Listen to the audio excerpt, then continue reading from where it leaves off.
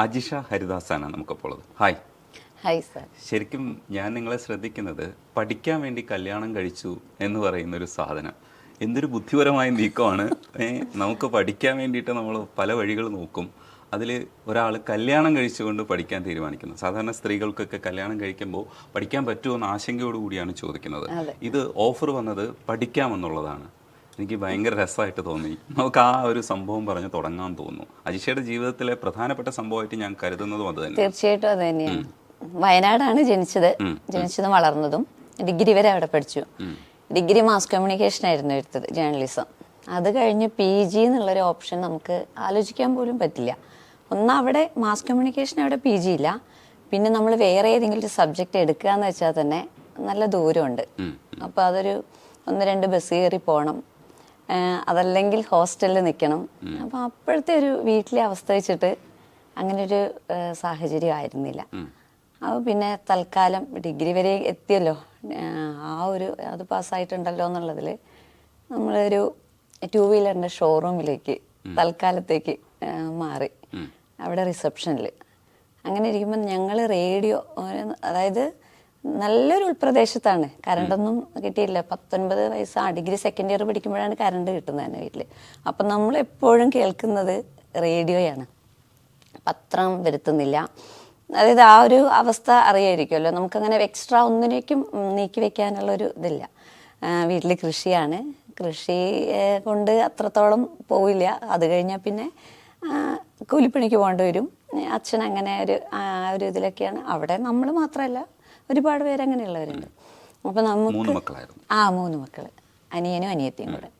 അപ്പോൾ ഈ റേഡിയോ കേൾക്കുമ്പോൾ എപ്പോഴും ഇതിലെ ഓരോ പ്രോഗ്രാമുകൾ കേൾക്കുമ്പോൾ, ഒരു ദിവസം ഇങ്ങനെ ഒരു സ്നേഹപൂർവ്വം എന്ന് പറഞ്ഞിട്ടൊരു പ്രോഗ്രാം കോഴിക്കോട് ആകാശവാണിയിൽ അവിടുത്തെ സ്റ്റേഷൻ ഡയറക്ടർ നടത്തുന്നത്. അതിലിപ്പം ഇങ്ങനെ ഓരോ വയ്യാത്ത ആളുകളെ സഹായിക്കുക, ചികിത്സാ സഹായം ശരിയായി കൊടുക്കുക, അതായത് ഇവരൊരു മീഡിയേറ്ററായിട്ട് അങ്ങനെയുള്ള കുറേ കാര്യങ്ങൾ അങ്ങനെ ചെയ്യുന്ന ഒരു നല്ലൊരു പ്രോഗ്രാമായിട്ട് തോന്നി, കത്തെഴുതിയിട്ട്.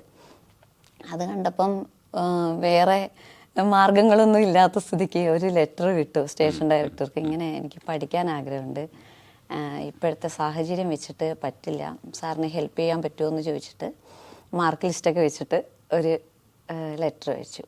അപ്പോൾ എനിക്ക് തിരിച്ച് കോള് വന്നു. അടുത്ത വീട്ടിലെ ഫോൺ നമ്പറൊക്കെ കൊടുത്തിരുന്നു. അവിടെ നിന്ന് വിളിച്ചിട്ട് പറഞ്ഞു എന്നെ വന്ന് കാണാൻ പറഞ്ഞു. അങ്ങനെ ഞാൻ പോയി കണ്ടപ്പോൾ അവർ തൃശ്ശൂരുള്ള ഒരു ഫാമിലി ഞാൻ ഉദ്ദേശിച്ചത് നമ്മളെ പഠിക്കാനുള്ള എന്തെങ്കിലും ഫിനാൻഷ്യലി അവർ ചെയ്യുമായിരിക്കും വയനാട്ടിൽ തന്നെ. പക്ഷെ അവിടെ പോയപ്പോൾ പറഞ്ഞു അതെത്രത്തോളം പ്രാക്ടിക്കലാവുമെന്ന് അറിയില്ല, ഒരാളങ്ങനെ ഇതാവുക എന്നുള്ളത്. ഒരു ഓപ്ഷൻ ഉള്ളത് തൃശ്ശൂർ ഒരു ഫാമിലി ഉണ്ട്, അവർ പഠിപ്പിക്കാമെന്ന് ഞാൻ സംസാരിച്ചപ്പോൾ അവർ പഠിപ്പിക്കാമെന്ന് പറഞ്ഞിട്ടുണ്ട്, അവിടെ പോയി നിൽക്കണം എന്ന് പറഞ്ഞു. അപ്പോൾ വീട്ടിൽ അത് പറയാൻ പോലും പറ്റില്ല, കാരണം അച്ഛൻ എങ്ങോട്ടും അങ്ങനെ വിടില്ല. വീട്ടിൽ നിന്ന് വിട്ടു നിൽക്കുക എന്ന് പറഞ്ഞാൽ ഒരു ദിവസം അച്ഛൻ്റെയും അമ്മയുടെ വീട്ടിലേക്ക് ഒന്ന് പോകുന്ന ഭയങ്കര കുറച്ച് സ്ട്രിക്റ്റ് എന്ന് പറഞ്ഞാൽ കുറച്ചധികം സ്ട്രിക്റ്റ് ആയിട്ടുള്ള ആളായിരുന്നു. അപ്പോൾ അങ്ങനെ വേറൊരു സ്ഥലത്ത് നിൽക്കുന്ന സങ്കല്പിക്കാൻ പോലും പറ്റില്ല. പിന്നെ ഞാൻ പോയി പറഞ്ഞ് ബന്ധുക്കളെ കൊണ്ടും അയൽവക്കക്കാരെയൊക്കെ കൊണ്ടൊക്കെ അച്ഛനെ പറഞ്ഞ് അങ്ങനെ പഠിക്കാൻ പറ്റുന്നവർ നമുക്കോ പറ്റുന്നില്ല, അതിനൊരു അവസരം കിട്ടുമ്പോൾ നമ്മളത് പിന്നെ തടയുകയല്ല ചെയ്യേണ്ടത്, നമുക്ക് ചെയ്യാൻ പറ്റാത്തൊരു കാര്യമല്ലേ, അത് പഠിച്ച് ഇതാവട്ടെ, അങ്ങനെ ആഗ്രഹമല്ലേ, നന്നാവാനുള്ളതാണ്, നമുക്ക് തന്നെ ആ കുട്ടിക്കെങ്കിലും വേറെ ഒന്നുമില്ലെങ്കിൽ അവർക്ക് നിൽക്കാനുള്ള ഒരു ഇതായില്ലേ എന്നൊക്കെ പറഞ്ഞ് നിർബന്ധിച്ച് അച്ഛനെ എങ്ങനെയൊക്കെയോ കൺവിൻസ് ചെയ്തിട്ടാണ് തൃശ്ശൂർ എത്തുന്നത്. തൃശ്ശൂർ ഒരു ഫാമിലിയിൽ ഒരു ഹസ്ബൻഡും വൈഫും ഡോക്ടറാണ്. അങ്ങനെ ഒരു ഫാമിലിയിലാണ് വന്നത്.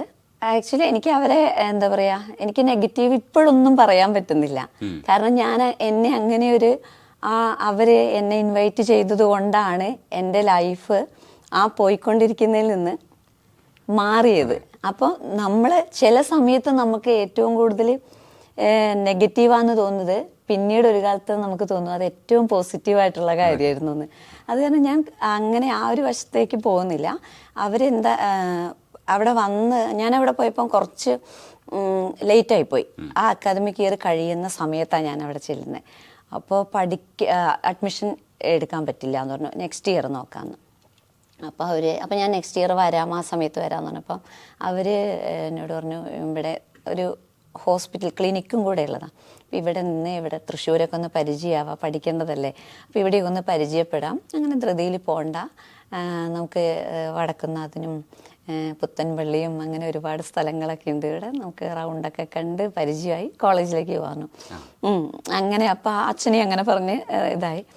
ഞാനും നിന്നു. അപ്പോൾ അവിടെ നമുക്ക് എന്ന് പറഞ്ഞാൽ നമ്മളെ ഇനി പഠിപ്പിക്കാനുള്ളവരാണ്, നമുക്ക് വേണ്ടിയിട്ട് ഒരു പരിചയമില്ലാത്തവർ നമ്മളെ സഹായിക്കാന്ന് എത്തുന്നത്. അപ്പം ഞാൻ എനിക്ക് പറ്റാവുന്ന എല്ലാ ഇതും, അതായത് അടുക്കള ജോലിയല്ല, അല്ലാത്ത വീട്ടുപണിയല്ലാത്ത ബാക്കിയെല്ലാം ക്ലിനിക്കിൽ അത് പേഷ്യൻസ് വരുമ്പോൾ അവരെ നോക്കൽ, അവരെ അങ്ങനെ ഇങ്ങനെ നിന്ന് ഓരോ കാര്യങ്ങൾ പഠിച്ചു. BP നോക്കൽ, അങ്ങനെ ഇങ്ങനെ ചില്ലറ ഇതല്ലേ. പിന്നെ എക്സ്റേ ലാബ് അങ്ങനെയുള്ള കാര്യങ്ങളൊക്കെ കുറഞ്ഞ മാസങ്ങൾക്കുള്ളിൽ തന്നെ ഞാൻ പഠിച്ചെടുത്തു.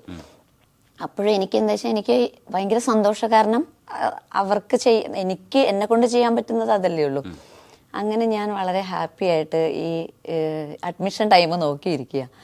നോക്കുമ്പോൾ അഡ്മിഷൻ ടൈമായിട്ടൊന്നും യാതൊരുവിധ ഒരു ആപ്ലിക്കേഷൻ വാങ്ങാനോ അങ്ങനെയുള്ള ഒന്നും കാണുന്നില്ല. അപ്പം ഞാൻ തന്നെ എനിക്ക് അപ്പോഴത്തേനും പരിചയം എപ്പോഴും വരുന്ന പേഷ്യൻസും, പിന്നെ അവിടെ ഒരു ഏജായ ഒരു അമ്മാവനുണ്ട്, അവർക്കും അത്യാവശ്യം ഉള്ളൊരു ഗവൺമെൻറ് റിട്ടയർഡ് ആയിട്ടുള്ള ഒരാളാണ്, വയസ്സായത്. അപ്പോൾ അവരെ കൊണ്ടൊക്കെ ഞാൻ ആപ്ലിക്കേഷൻ ഫോമും പ്രോസ്പെക്ടക്സ് ഒക്കെ വാങ്ങി. എന്നിട്ട് ഞാൻ തന്നെ ഫില്ല് ചെയ്ത് ഞാൻ ആ ടൈമായപ്പോൾ കൊടുത്തു. അപ്പോൾ അവർ ഇതിൻ്റെ ഇടയ്ക്ക് ഞാനിങ്ങനെ എല്ലാത്തിലേക്ക് ഇറങ്ങിയപ്പോൾ അവിടെ നിന്ന് കുറച്ച് പേരെയൊക്കെ അവിടെ നിന്നവരെയൊക്കെ പതുക്കെ വിട്ടിരുന്നു. അപ്പോൾ എന്താ വെച്ചാൽ അവരെ ആ കുറവ് നമ്മൾ ഡേ ഫുൾ ഉണ്ടല്ലോ, ഡേ നൈറ്റ് ഉണ്ടല്ലോ. അല്ല മിടുക്കെന്നല്ല, നമ്മൾ അവിടെ നമുക്ക് ആത്മാർത്ഥത കൊണ്ടാണ്. നമ്മൾ 2 വർഷം നമ്മുടെ ഫുൾ ചെലവ് അവര് ഇതായി പഠിക്കാൻ ഇഷ്ടംപോലെ നല്ല പൈസ ചെലവുണ്ടല്ലോ. അപ്പം നമുക്ക് ചെയ്യാൻ പറ്റുന്ന ചെയ്യാന്നുള്ള ഒരു ഇതിലാണ്. അപ്പോൾ അവർക്ക് അത് അങ്ങനെ ആപ്ലിക്കേഷൻ കൊടുത്തപ്പോൾ ഒരു വലിയ പോസിറ്റീവായിട്ടുള്ളൊരു ഇത് കാണിച്ചില്ല. അപ്പം ഞാൻ വന്നത് ഇതിനാണല്ലോ. അപ്പം ഞാൻ പറഞ്ഞു അതിൻ്റെ ഒന്നും ആവശ്യമില്ല. അതായത് ഡിഗ്രി എന്ന് പറഞ്ഞാൽ തന്നെ IAS വരെ അപ്ലൈ ചെയ്യാൻ പറ്റിയ ബേസ് ഡിഗ്രിയാണ്. ഡിഗ്രി 50% മാർക്കുണ്ട്. അതിന് 50% ഉണ്ടെങ്കിൽ നമുക്ക് സിവിൽ സർവീസിനടക്കം പോവാം, അതുണ്ടല്ലോ. പിന്നെ PG അങ്ങനെ അതിന് അവസാനമില്ല. അത് കഴിഞ്ഞ് അത് അങ്ങനെ കുറേ. അപ്പം നമുക്ക് തൽക്കാലം ഇതിനേക്കാളൊക്കെ നമുക്ക് സാറ്റിസ്ഫൈഡ് ആവുന്ന ഒരു കാര്യം എന്ന് പറഞ്ഞാൽ ആതുര സേവനമാണ്. അതല്ലാന്ന് ഞാൻ പറയുന്നില്ല, അതത്രയും മഹത്തായ കാര്യം തന്നെയാണ്. പക്ഷേ എൻ്റെ ഒരു താല്പര്യം എന്ന് പറയുന്നത് ഞാൻ വിചാരിച്ചത് ആ ഒരു ഫീൽഡല്ല. എനിക്കെന്തോ എനിക്ക് നമ്മുടെ മനസ്സുമായിട്ടുള്ളൊരു ഇതാണ്. അങ്ങനെ ഒരു ഹോസ്പിറ്റൽ ആ ഒരു രീതിയിൽ പോകണമെങ്കിൽ നമുക്ക് വയനാട്ടിൽ തന്നെ ഏതെങ്കിലും ഒരു ഹോസ്പിറ്റലിൽ കയറുകയോ അങ്ങനെ എന്തെങ്കിലും ട്രെയിനിങ്ങിന് പോവുകയോ ചെയ്യാമായിരുന്നു. അപ്പോൾ എനിക്കത് വലിയ വിഷമമായി, കാരണം ഞാൻ ഇവരിൽ നിന്ന് ഒരിക്കലും അത് പ്രതീക്ഷിക്കുന്നില്ല. അപ്പോൾ പറഞ്ഞു പേടിക്കാനൊന്നുമില്ല, 2 വർഷം കഴിയട്ടെ, നല്ലൊരു കല്യാണാലോചന നല്ലൊരു ബന്ധം വന്നാൽ ഞങ്ങൾ കല്യാണം കഴിപ്പിച്ച് വിടാം, അച്ഛനങ്ങനെ ഒരു ബാധ്യതയൊന്നും ഇനിയാവില്ല, ഞങ്ങൾ നോക്കിക്കോളാം. എനിക്ക് നോക്കുമ്പോൾ അതൊന്നും കല്യാണമൊന്നും നമ്മൾ ചിന്തിച്ചിട്ട് പോലുമില്ല. അങ്ങനെ ഒരു ചിന്തയ്ക്കുള്ളൊരു സ്കോപ്പ് പോലും അപ്പോൾ ഇല്ല. അപ്പോൾ 20 വയസ്സ്, ഡിഗ്രി ജസ്റ്റ് കഴിഞ്ഞേ ഉള്ളൂ.